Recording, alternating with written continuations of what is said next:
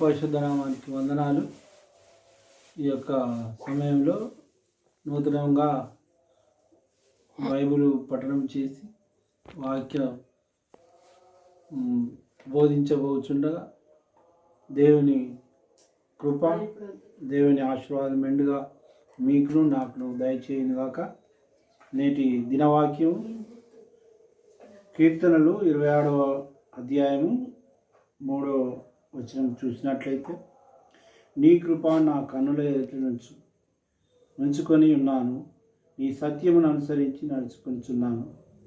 దేవుడు ఈ యొక్క వాక్యమును బట్టి దేవాతి దేవునికి వందనాలు తెలుపుకుంటున్నాను. ముఖ్యంగా నీ కృప నా కన్నుల ఎదుట నుంచుకొని ఉన్నాను అంటే దేవుని యొక్క కృప మన కన్నుల ఎదుట ఉన్నదని మీకు తెలియజేస్తున్నాను. అదేవిధంగా ఈ సత్యమును అనుసరించి నడుచుకుంటున్నాను అంటే మనం ఏ విధంగా ఉంటున్నాము, మన యొక్క జీవిత చరిత్రలు ఏ విధంగా ఉన్నాయి, దేవుని వాక్యము ఏ విధంగా బోధిస్తుంది అంటే దేవుని కృప మన ఎదుట ఉన్నట్లయితే మనం ఏ విధంగా ఉంటాము, జీవితంలో ఏమేమి సాధించగలుగుతామో మనం ఈ యొక్క వాక్యం ద్వారా తెలియవలసింది. దేవుడే సత్యం, జీవమును, మార్గమై ఉన్నాడు.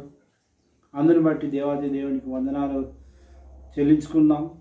ఈ యొక్క సమయంలో సత్యమును అనుసరించి నడుచుకుంటున్నాము అంటే మనం ప్రతిదినం ఎల్లప్పుడూ సత్యమే మాట్లాడాలి, సత్యమే పలకాలి, మనకు సత్యమునే ముందు పెట్టుకొని నడవాలని ఈ వాక్యం ద్వారా తెలియవలసినది. వాక్యం అనుసరించి మనం సత్యంగా ఉంటే ప్రతిదీ సాధించగలం. అదేవిధంగా ఇంకో మాట చూసినట్లయితే, నీ కృప నా కన్నుల ఎదుట అంటే దేవుని యొక్క కృప లేనిది మనం జీవించలేం. అందుకే దేవుని యొక్క కృప మన మీద ఎల్లప్పుడూ ఉంటుందని ఈ యొక్క వాక్యం ద్వారా మనకు తెలియవలసింది.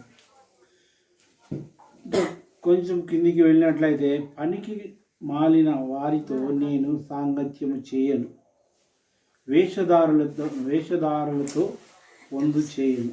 ఇంకా ఈ యొక్క 4వ వచనం చూసినట్లయితే, పనికి మాలిన వారితో నేను సాంగత్యం అంటే పనికి మాలిన వారు ఎవరుంటారు అంటే తిరిగిపోతులు కావచ్చు, లేక ఇంటి వద్ద కూర్చొని వారు కావచ్చు. ఇంకా సత్యమును అనుసరించే మనం నడుచుకోవాలని, అదేవిధంగా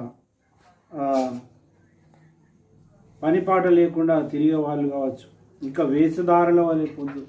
వేషధారులతో పొందు చేయను అంటే ఎవరైతే